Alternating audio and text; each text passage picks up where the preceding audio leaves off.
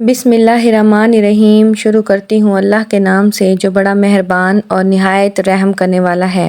اللہ تعالیٰ نے حضرت ابراہیم علیہ السلام کو عمر کے آخری حصے میں اولاد سے نوازا۔ حضرت اسماعیل علیہ السلام آپ علیہ السلام کے بڑے بیٹے تھے جن کی والدہ کا نام حضرت ہاجرہ علیہ السلام تھا، جبکہ دوسرے بیٹے کا نام حضرت اسحاق علیہ السلام تھا اور ان کی والدہ کا نام حضرت سارہ علیہ السلام تھا۔ اللہ تعالیٰ نے آپ علیہ السلام کو ان دونوں بیٹوں کے ذریعے سے برکت دی۔ حضرت ابراہیم علیہ السلام نے اللہ تعالیٰ کے حکم سے حضرت اسماعیل علیہ السلام اور ان کی والدہ کو عرب کے ایک ایسے علاقے میں آباد کیا جہاں پر نہ پانی تھا اور نہ کھانے پینے کی کوئی چیز ملتی تھی۔ اللہ تعالیٰ کی رحمت سے ماں بیٹے کے لیے زمزم کا چشمہ جاری کیا۔ اللہ تعالیٰ نے حضرت ابراہیم علیہ السلام کو خواب میں بیٹے کو قربان کرنے کا حکم دیا۔ وہ بیٹے کو اللہ تعالیٰ کی راہ میں قربان کرنے کے لیے بھی تیار ہو گئے، مگر اللہ تعالیٰ نے جنت سے ایک مینڈھا بھیج دیا اور حضرت ابراہیم علیہ السلام نے مینڈھے کو اللہ تعالیٰ کی راہ میں قربان کیا۔ اللہ تعالیٰ نے آپ علیہ السلام کی قربانی قبول فرمائی۔ حضرت ابراہیم علیہ السلام کے دوسرے بیٹے حضرت اسحاق علیہ السلام کی اولاد میں بے شمار انبیاء کرام علیہ السلام گزرے ہیں، البتہ آخری نبی حضرت محمد صلی اللہ علیہ وآلہ وسلم حضرت ابراہیم علیہ السلام کے بیٹے